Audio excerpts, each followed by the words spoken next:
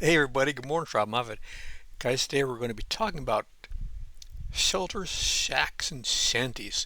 The last few weeks, or actually a couple months, have been talking about alternative architecture, different methods of constructing buildings that are very low cost and simple, where people can have shelter houses and a way to live without costing a fortune or spending 30 years with a mortgage. And there's so many interesting books and resources out there now that weren't available before. But today we're going back in time.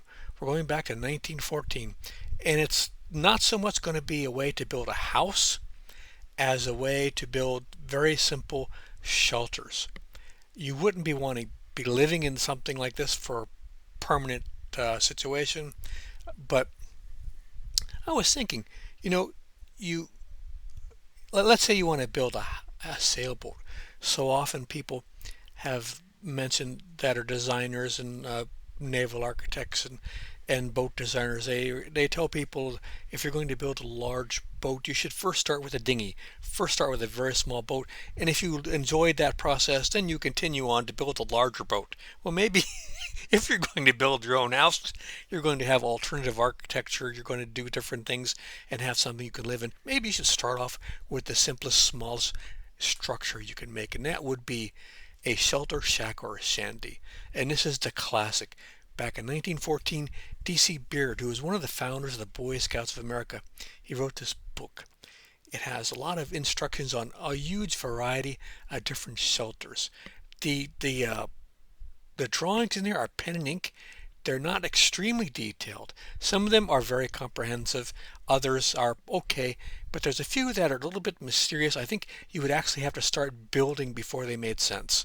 Um, so it's not a book that's going to take you by the hand and show you point by point, step by step, every part of the way. You're going to have a little bit of knowledge or be willing to experiment and figure out what's going on in some cases. But this is information uh, that is comes from a lot of experience. So you don't have somebody just making stuff up as they go along. This is stuff that people have been doing for a long time, and he had a lot of feedback from people after he came up with the articles and the things he put out in the books and the Boy Scout manuals and so on. So what really makes this engaging is you've got this blend of like practical knowledge and the storytelling because gives the history and the significance of each structure and like the traditions of the early American pioneers, the indigenous peoples, the historical context that really adds to the depth and makes each one of these individual projects and structures part of a larger narrative of the book. It's very fun in that way. You you don't want to be building this way on public lands. Nowadays, people have the ethos of you don't leave anything behind. You go into the woods and you leave nothing behind. You come back as if no one can tell you were there. Where obviously by using and utilizing all the material that's in the woods to build your stuff, you're going to be making an impact on the builders, and you can't do that anymore. Um, you could do it on your own private property and so on, but it's still an excellent resource.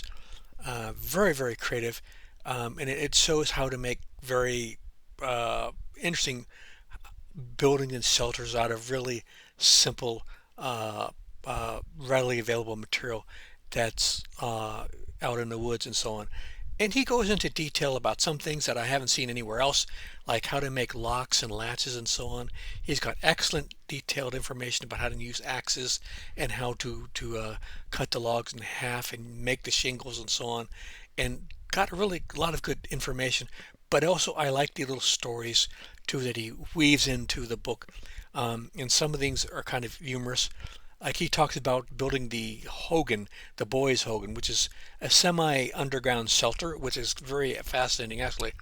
And he talks about how he got a letter from, he said, quote, a YMCA man, unquote. I'm not 100% sure that I know what he's talking about, but I kind of think I know. And he says the man was criticizing his design and was really upset. He said that by the time he got halfway finished digging, he was tired and he just gave up. He said in the meantime, he was getting loads of letters from boys who said they had completed the structure and they were having a blast. So um, it was just amusing.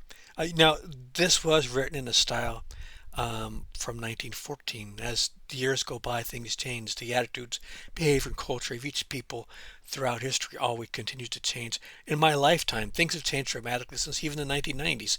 This was written in 1914, so you got to cut the guy some slack if he says a few things or does a few things that would not be considered proper nowadays. But overall, it's it's a wonderful book. It's an invitation to like just reconnect with the outdoors, to build something with your own hands, and just appreciate the real simplicity and beauty of living out in nature. Um, and it's just got.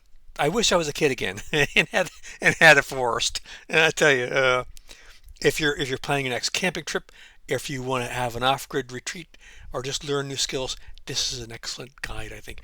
There's drawbacks, there's things that aren't perfect in it, but it's still you can get this for free. You can get this at the library. Right now I'm reading it online from the library. I'll leave a link to it in the video description for if you want to purchase it on Amazon, but you don't need to. You can get it from the library. And like I said, it's full of really good, interesting information. In fact, there's some things I've never heard of before. He was talking about how to apply linseed oil and powdered charcoal as a preservative to wood that was going to be underground to keep it from rotting. And I had never heard of that before. And I've been messing around with that stuff for a long time.